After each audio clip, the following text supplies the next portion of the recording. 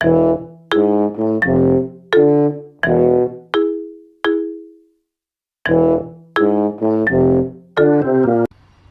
আলাইকুম। ইনশাআল্লাহ আশা করি সবাই ভালো আছেন। আলহামদুলিল্লাহ আমিও ভালো আছি। যে যেখান থেকে আমার ভিডিওটি দেখছেন সবাইকে অসংখ্য ধন্যবাদ ও সর্বাধিক ভালোবাসা রইল। ভিডিওটা একটু মনোযোগ দিয়ে শুনবেন। গতকালকে আমি একটা ভিডিও আপলোড করছিলাম যে অ্যাপয়েন্টমেন্টের বিষয়ে, ঠিক আছে? তো আমি সেখানে দেখাইছিলাম যে আমি কিভাবে অ্যাপয়েন্টমেন্টের জন্য আমি কিভাবে আবেদন করছি, বা যারা ডক্স ফাইলের মাধ্যমে আবেদন করছেন যে পিডিএফ। তো অনেকেই ভাবতাছেন যে আ- দুঃখিত, আমি একটু আমার এখানে একটু সমস্যা হইতেছে, কারণ আমি একটা কোর্স করতে আসছি, তো এখানে একটু জাস্ট সাউন্ড হইতেছে, তার মধ্যে আমি ভিডিওটা করতেছি। তো যারা শুধু জাস্ট ডক্স ফাইলের মাধ্যমে আবেদন করছেন তারা যে অ্যাপয়েন্টমেন্ট পাইবেন না এই কথা কিন্তু আমি গতকালকে বলিনি। তো এটা নিয়ে যারা মানে বিভ্রান্ত হয়েছেন, তার জন্য আমি দুঃখিত। আমি বলছি যে আমি এই সিস্টেমটা, এই যে ডক্স ফাইল করার পরে আমি উপরে যে তাবুল দিয়ে দিছি, মানে টেবুল, যেটাকে ইতালিয়ান ভাষায় তাবুল বলে, তাবুলা। তো এইভাবে দেওয়ার কারণে যখন আমার মেলটা তাদের কাছে গেছে, যাওয়ার পরে তারা যখন আমার মেলটা ওপেন করছে তাদের কাছে ইজি হয়ে গেছে আমার জন্য অ্যাপয়েন্টমেন্টটা দেওয়া। কারণ টেবিলের ভিতরে কিন্তু আমার নাম, ফার্স্ট নেম, লাস্ট নেম, জন্ম তারিখ, তারপরে আমার phone number, Gmail, passport number, তারপর আমার সব কিছু দেওয়া ছিল, যার কারণে তাদের কিন্তু ওই পিডিএফটার ভিতরে ঢুকতে হয় নাই।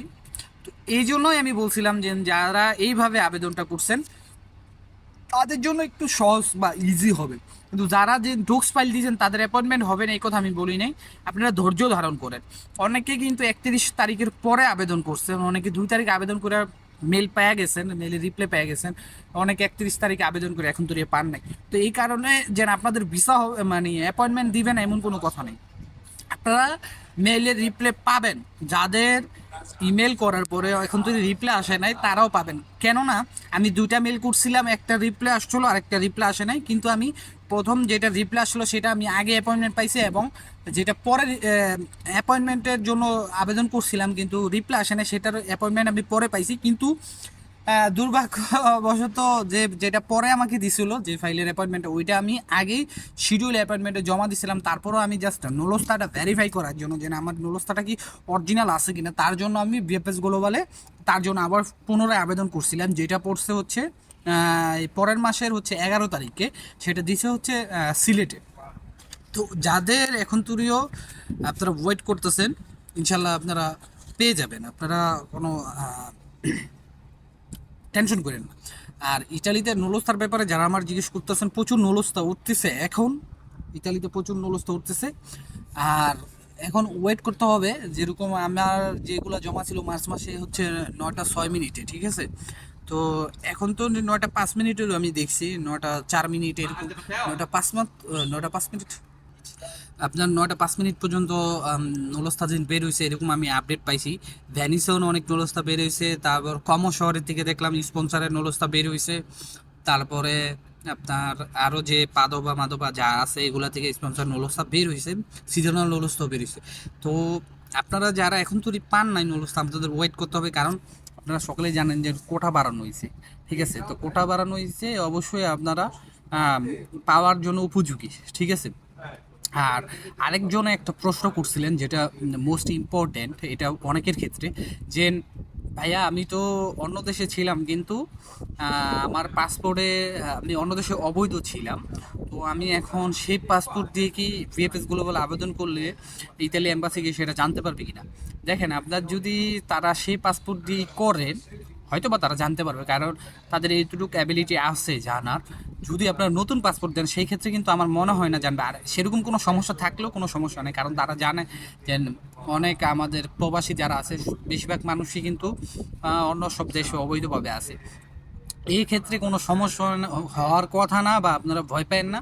এটা 100% নিশ্চিত থাকেন যে আপনারা যদি নতুন পাসপোর্ট দিয়ে আবেদন করে থাকেন তাতে কোনো সমস্যা নেই। আবার অনেকে আমাকে জিজ্ঞেস করতেছেন যে এই বছর কি নতুনভাবে কোনো ফ্লোসি আসবে কিনা। এই বছর তো ফ্লোসি দিয়ে দিছে, মার্চ মাসে আপনারা যেটা আবেদন করছেন সেটাই এই বছর ফ্লোসি ছিল। সো এখন আর ফ্লোসি আসার কোনো সম্ভাবনা নাই, সামনে ইউরোপীয় নির্বাচন।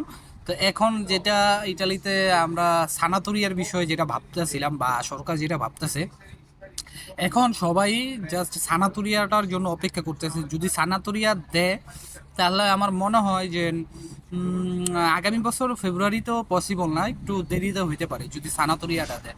তো এখন আমাদের ওয়েট করতে হবে। আর আপনারা যারা একটা ভালো কথা, আপনারা যারা নুরস্তাব পাবেন এমন আশা আছে বা যারা জমা করছেন, আপনাদের পাসপোর্টের মেয়াদ যদি কম থাকে তাহলে অবশ্যই পাসপোর্টটা এখনই রিনিউ করে ফেলবেন। কারণ আপনাদের নতুন পাসপোর্ট, যে পাসপোর্ট জমা দেবেন সেই পাসপোর্ট দিয়ে কিন্তু আপনাদের অ্যাপয়েন্টমেন্টের জন্য ইমেল করতে হবে। আশা করি বুঝতে পারছেন। যদি আপনাদের অন্য কোনো প্রশ্ন থাকে অবশ্যই আমাকে কমেন্টসের মাধ্যমে জানাবেন। আরেকটা কথা আমি বলে রাখি, আমি কিন্তু আপনাদের প্রত্যেকের কমেন্টস পড়ার চেষ্টা করি, বাট সবার রিপ্লাই দেওয়ার মতো সুযোগ হয় না, বাট আমি সেই অনুযায়ী কিন্তু আবার ভিডিও দেওয়ার চেষ্টা করি। আশা করি বুঝতে পারছেন। তো আজকের মতো এখানে যারা আমার ভিডিওটি যেখান থেকেই দেখতেছেন সবার জন্য শুভকামনা রইল। সবাই আমার জন্য দোয়া করবেন, সবাই সুস্থ থাকবেন, ভালো থাকবেন। আসসালামু আলাইকুম, আল্লাহ হাফেজ।